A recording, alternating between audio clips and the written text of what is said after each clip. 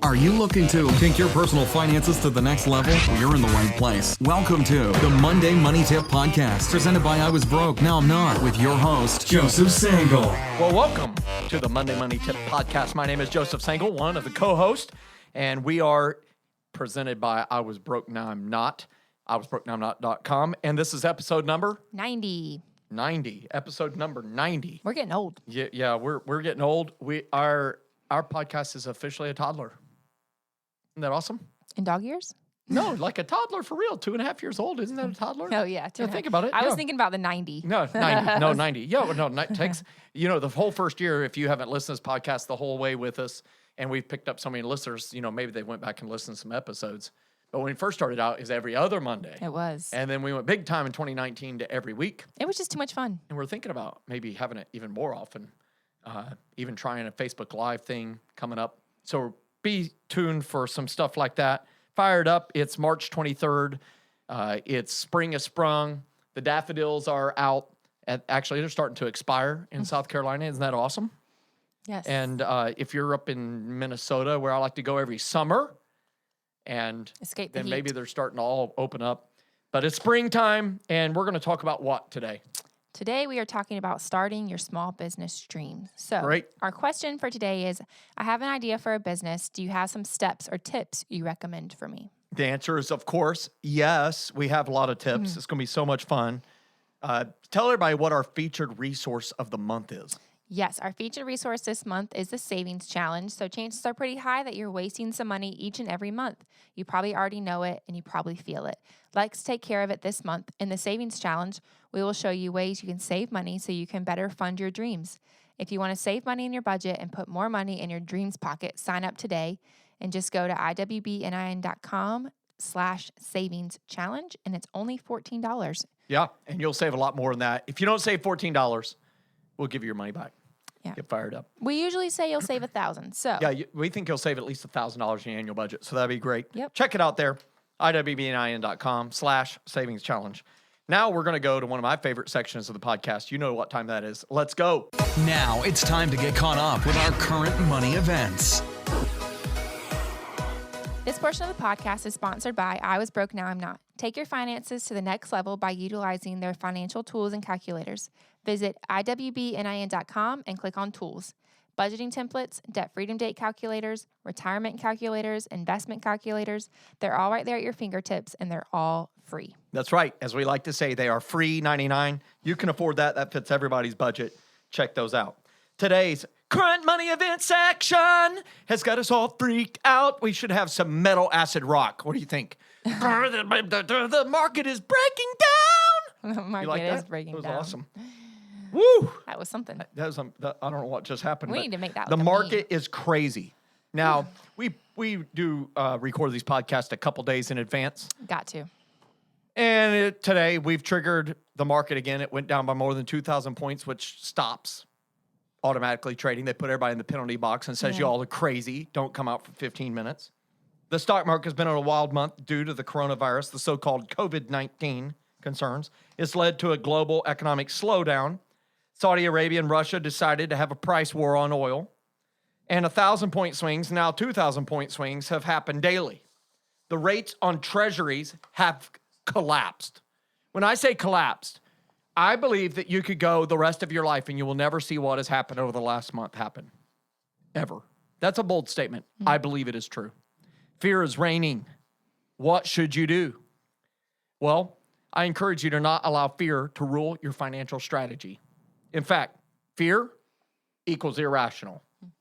And that's a current money event. There's a lot of fear. There's a lot of panic and pandemonium. It leads to irrational behavior. What does irrational mean? It means not fact-driven, not well thought out. It means I'm going to rely on my emotions. How many times have emotions led you astray, Megan? Very often. Woo! I can tell you right now, there's been moments where emotions make you want to do something, but in a moment of irrationality, people have acted on those and they regret it greatly later. Mm-hmm. So I encourage you to be prepared to purchase investments when you are ready, utilizing dollar cost averaging, which means don't move in all the money at once. Move it in over a course of time so that maybe some days you buy higher, some days you buy lower. But I will tell you this, it's going to be much lower than where it was a month ago. Yeah, I've had lots of conversations with people about this investing specifically with this coronavirus pandemic. So it seems like a lot of people kind of are panicking and selling. There's like two different ships. So there's the boat, ships is a bad term with the coronavirus on the ship, but there's the one with, sell everything, panic, freak out. And then there's the other where it's let's buy everything, maybe even some stock in cruise ships. It's bound to bounce back in the cruise ship department. People are going to keep going on cruises. So just remember what we always say is money that you need 5 years or less, don't invest it, but make sure you're putting it in a savings account, and we can link those, a lot of different ones we have. But I also think it's easy to let fear reign when we aren't in control of something. And so I heard two quotes that I was going to share. One was one by Dave Ramsey, and he said, the level of your panic about the coronavirus is directly related to the amount of news you're watching this week. Turn off the TV and read your Bible. I love it. That's a great statement. So I think there's definitely a mix between like being informed, but then also like once you're informed, maybe don't continue to dwell in it because it leads to fear and it leads to panic and, stay informed, but then also don't let it linger. And then I heard one today from Judah Smith, and he said, our anxiety does not come from thinking about the future, but rather from wanting to control it. Anxiety does not remove tomorrow's suffering. It only removes today's strength. Rest in who Jesus is and give all fears and anxiety to him. Yeah, I love it. Matthew 6:19, I posted this on Facebook over the last couple of weeks where it said, do not store up for yourselves treasures on earth where moths and vermin destroy and thieves break in and steal, but store up for yourselves treasures in heaven.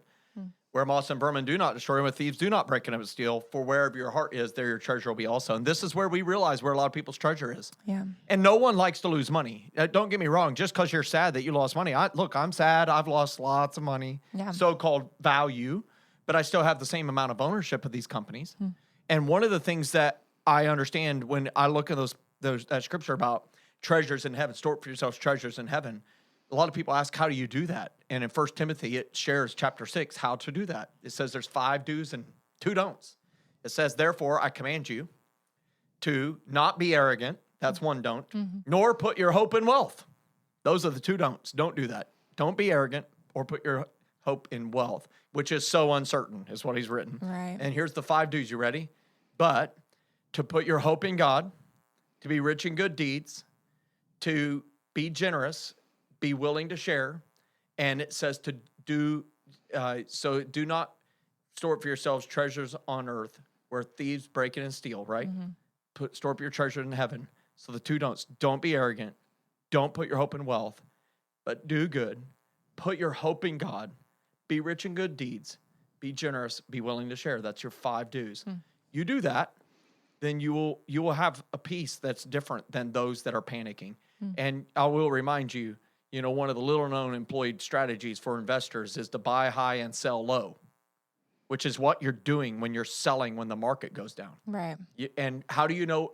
I had this conversation before we even came into this podcast. I was talking with somebody asking some advice, and he was talking about, hey, maybe I should sell now because I think it's going to go lower, and then I'll buy back in.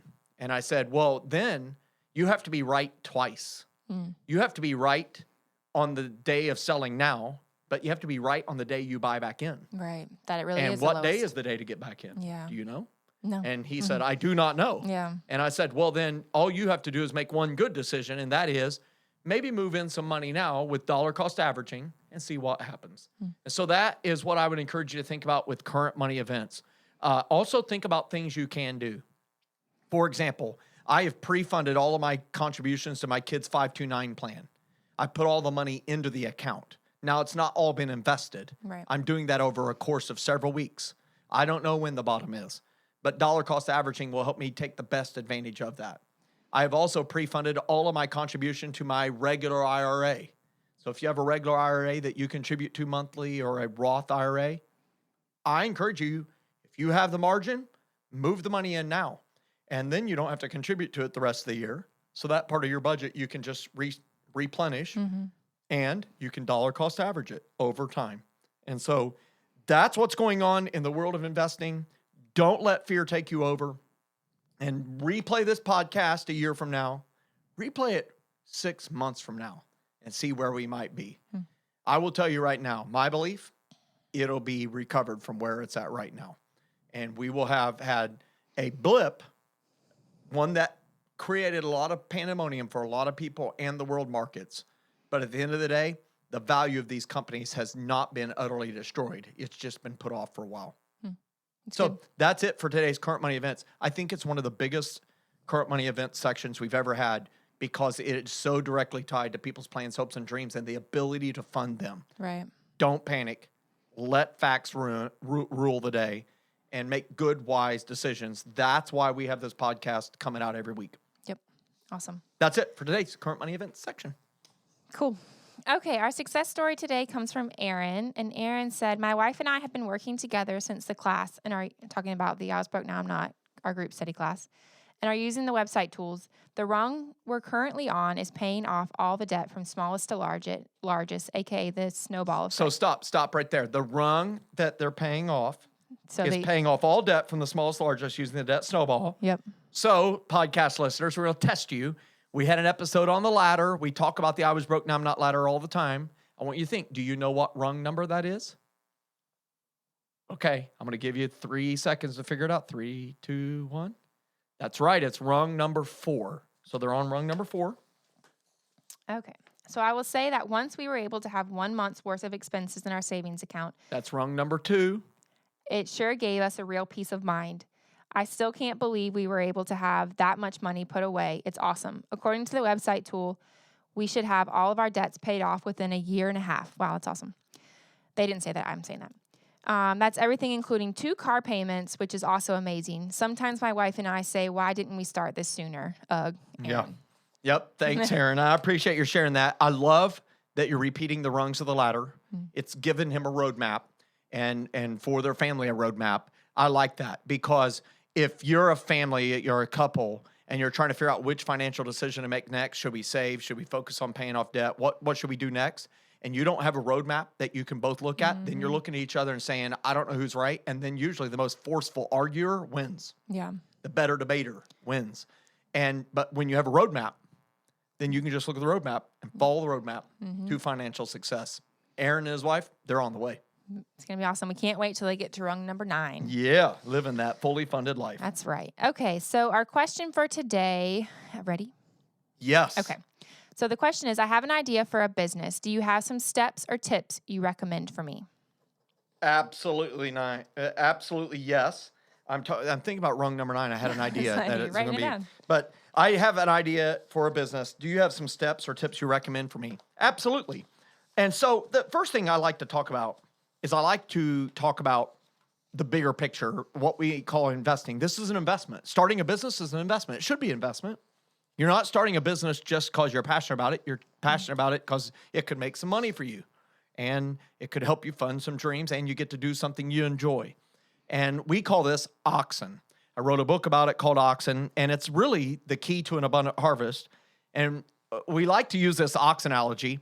And, you know, you're giving birth, when you're starting a business, you're giving birth to a baby ox. And it's cute and it's cuddly. But I've been on a farm. I've seen these cattle born, oxen born.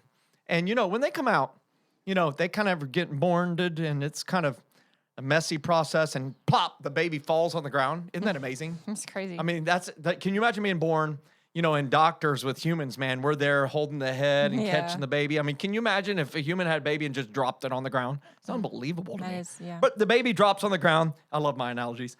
and plop, it's there. At that moment, is that baby ox able to be productive?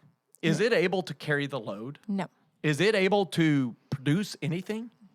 In fact, it's going to take for a substantial portion of time, right? Right. It's going to need nourishing, protection, care, training. Before it ever produces a thing for the farmer, it's going to take a lot. And it taxes its mama. You know, we've had 3 people in our I Was Broke Now I'm Not family have babies over the last year. Your baby just turned 1.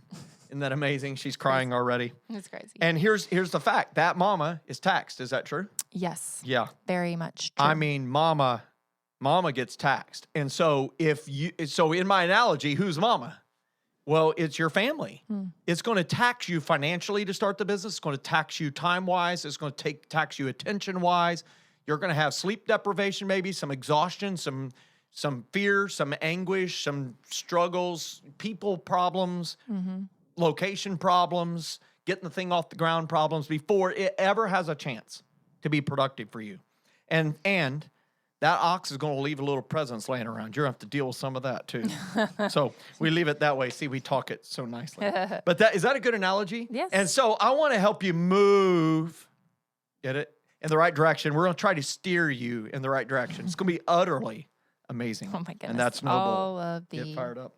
jokes. Anyhow, so bad jokes, and I love them. But we're going to talk about maybe 2 or 3 things that you could do. The first thing is to prepare a business plan. Yeah. Prepare a business plan. You got to have a business plan. Talk about that. Yeah, I feel like it seems like such a simple step, yet so many people want to skip this step and go straight to starting the business, and because they think they have a good idea, and it might be the great idea, but why not take the time to really dive into it before starting? And you could save yourself a whole lot of headache down the road. You could save yourself a whole bunch of heartache down the road. You can have a headache, a heartache. You'll have a lot of ache, Yeah. right? Financial ache, bank account ache. Yes. And so that business plan is so important because it forces you to ask very vital questions. So let's talk about what I think of when I think of a business plan. The first thing is I encourage you to have something called a SWOT analysis, SWOT.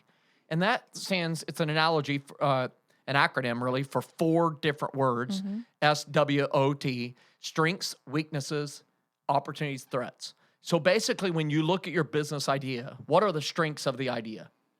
This business is something that's in high demand. This business doesn't currently have a solution in our area. For example, if you're in one of those areas of the world, and I've been to some of them in the United States that doesn't have a Chick-fil-A. Whew. I mean, I've been in Spearfish, South Dakota, and That's so there's not a sad. Chick-fil-A. I mean, they have to drive like 6 hours away to get a Chick-fil-A. Oh my gosh.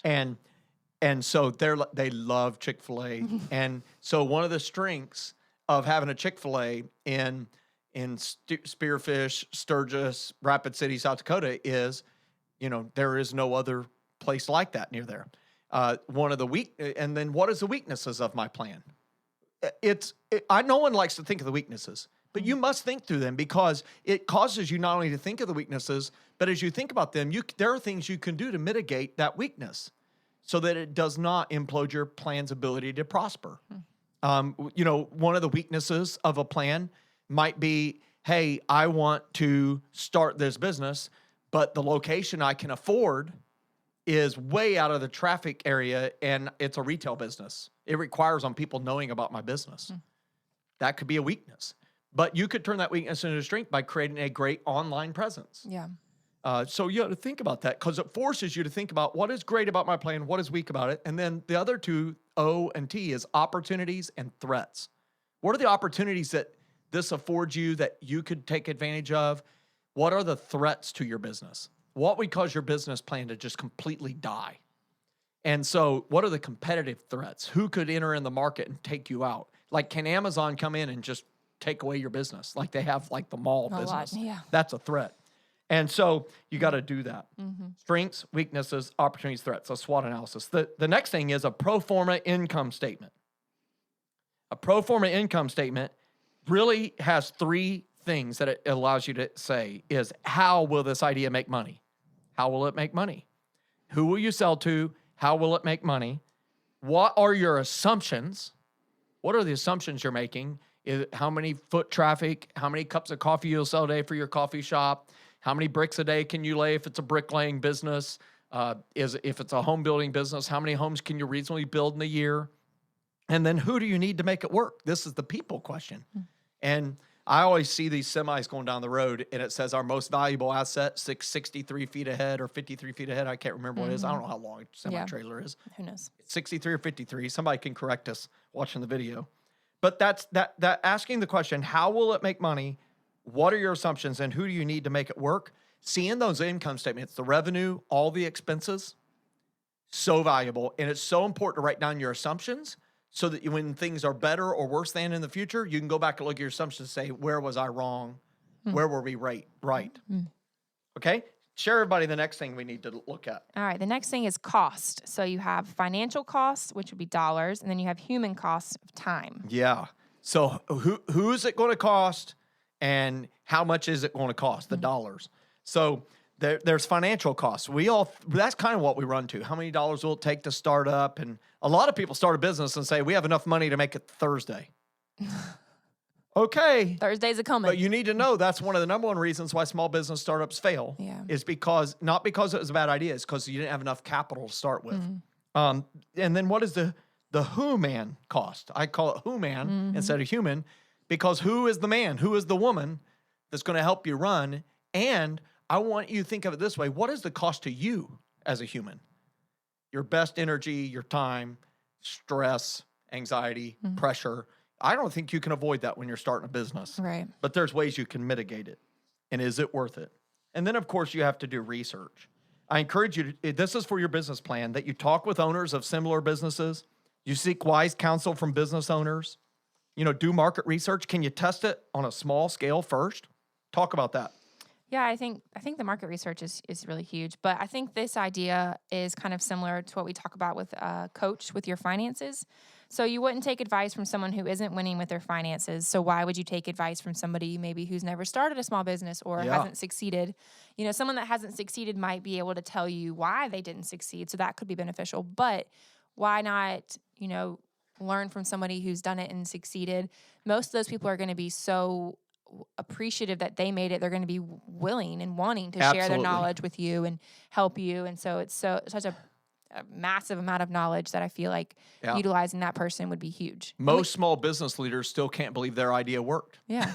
And we all know somebody. Yeah, we all know somebody who has succeeded in a small business and is doing it. If not, you can easily find somebody. And that business plan, getting that wisdom counsel is so powerful. And of course, the next thing you can do is test the idea. Got to test the idea. As I just mentioned in the business plan, can you test your idea on a small scale first?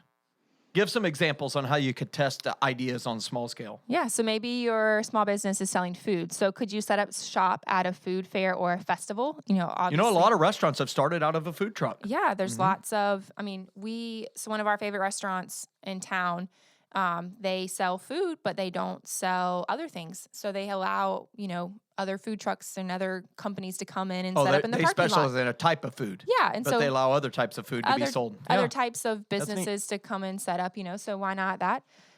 Or maybe your strong suit is making metal parts. So can you do it in the evenings or weekends to get started? Yeah, like maybe you make some sort of custom fabricated metal piece for bicycles. I don't know what it is. Could you do that in the barn? Yeah. Get it started. Get some customers. Get that experience. Prove that you still like it. Yeah. Share a thought on that. Yeah. So I guess another idea, my brother-in-law makes farm tables, so kitchen tables.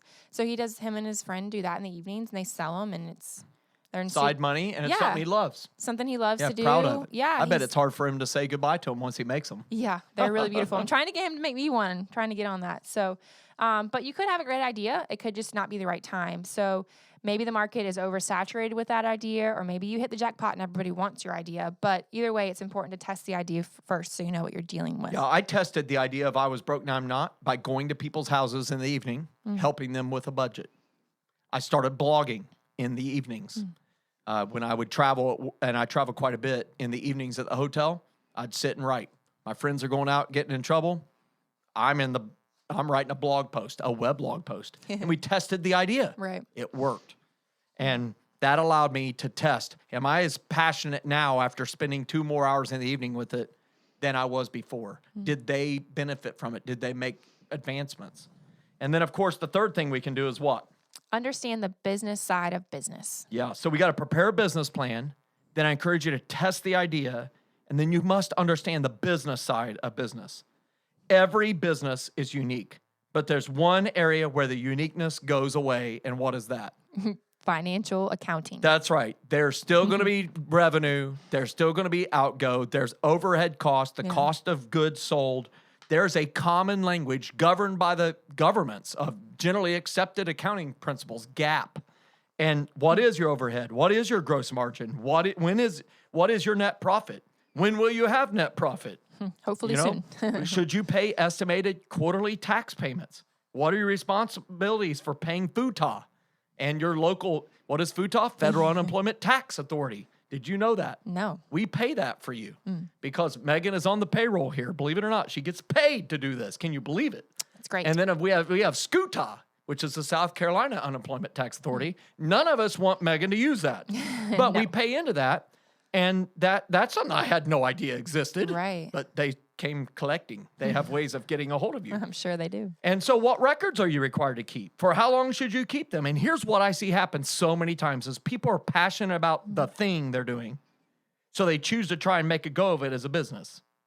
But then they find themselves saddled down with all this administrative minutia, and it robs them of being able to actually spend time doing the thing they loved and why they even started the business in the first place. And I'll never forget, a friend of mine had a wildly successful restaurant. He decided to expand, but he didn't have the structure in place leadership-wise to manage the expansion of all the real estate, finding all the real estate locations. And then I went to the restaurant one day, and I could not believe how quality had went away, service had went away. And why? It's because he was out of the kitchen. He was out of the restaurant. He was out trying to keep everything else, and it was the spinning of the plates, and they were falling. And it nearly collapsed him until he went back and said, I'm going to go back and focus on instead of me doing the business side of business, I'm going to get the right person to do that so that I can go focus on making our brand, what we're known for, be what I want to be known for. Guess what? Now, years later, wildly successful again. This time, because he's learned the lesson, he's not the one to do the business side of doing business. I love talking about money. I love accounting. I love all that stuff. But I found something weird in me when I started I Was Broke, Now I'm Not. It became a business and then got other businesses. Even though I loved it, I was like, I cannot do this. The joy of doing it went away. Yeah. And then we found people like Matt and Caroline, and they love it, and they do it every day, and we're all grateful for them. They keep us between the ditches. You don't have to know the numbers. But somebody Listen, does. new small business owner, but you need to have somebody that does. Yep. Okay? All right. And the last thing is what? The last one is the one we all want to get to, is take the plunge. Yes. Notice that's the fourth thing. Yes. It's not take the plunge and, we'll figure it out as we go along. You could try that approach. I'll tell you, you could be one of the very few, but the vast majority of people will collapse. Sure, 80% of new businesses fail in the first 18 months. That's a fact. But what they don't say is 20% of them succeed. Sure, half of those that remain, that 20%, they fail in the next 3.5 years. But you know what that means? That means half of them are going to succeed. That's 10% out of them overall. But you will never know, my friend, until you take the plunge. And so I encourage you, you got an idea, prepare that business plan, and make sure you go through understanding the business side of doing business. Make sure that you test your idea, and then take the plunge. Yep. I think it's so exciting to think about what small businesses could come of this. Yeah. And so we can't wait to hear. So if you're starting a small business, tell us about your idea. Let us know. But if you're saying, like, I don't know, Joe, those numbers aren't so great, so 80% of new businesses fail, I don't know. But why not you? That's why right. couldn't you be the business that succeeds? Why couldn't you be the one that people need that idea, or there's an open space for it right now in the market, or, why not? Why not Absolutely. you? So make sure you do steps 1 through 3 first, but then take the plunge. And I'll tell you, and I'm looking at the YouTube video for all those people watch it here and on Facebook, but I'm just saying this. Why not you? Because you're staring at a person who started one, and in fact, I've started more than one. They've all succeeded at some level. In fact, you've been here as we've bought businesses and acquired ones, and some of them were sick businesses. They had a fever. Yes. And we've started businesses, and some of them struggled for quite a while. Right. But we tested the idea. We had business plans. Then we took the plunge, and off we went. And so I encourage you, take the plunge, see what will happen. What's our quote for the week? Our quote is, a big business starts small. Oh, I like it. So we believe you'll be the big business. Go ahead and start small. Do not despise a season of small beginnings.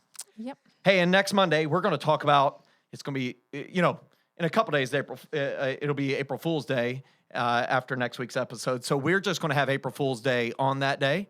And it's going to be like on March 29th or so, or March 30th. But we're going to be talking about April Fool's Day. And I thought it'd be fun.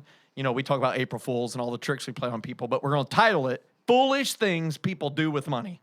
So tell everybody what we're going to talk about. Yep. So, in observance of April Fool's Day, we're going to talk about crazy things or foolish things people do with money and provide tips. That's going to be the key part for all of us to avoid them. It's going to be great. It's going to be a lot of fun. I'm really looking forward to it. And I may even pull an April Fool's Day joke on Megan. Get fired up. So, if you like today's episode, please help us get this podcast so other people could benefit. You can do this by quickly rating our podcast and leaving a review. Of course, you know this. These ratings and reviews will help us make our podcast better for our listeners and get more exposure to it. And if you've implemented one of our tips, please share your success stories with us on social media outlets or by emailing us at info@iwbnin.com. My encouragement to all of you as we finish this podcast is prepare the plan, work the plan, and when it works, because we know it will, then go share that wisdom with others. Be that counsel for others and encourage them along the way as well. So until next Monday, get fired up. Have a great end of the month of March. Fired up. Thanks so much for listening to this episode of the Monday Money Tip Podcast, presented by I Was Broke, Now I'm Not. If you enjoyed today's episode, please leave a review and subscribe. And for more great content and to stay up to date, visit iwbnin.com. We'll catch you next time.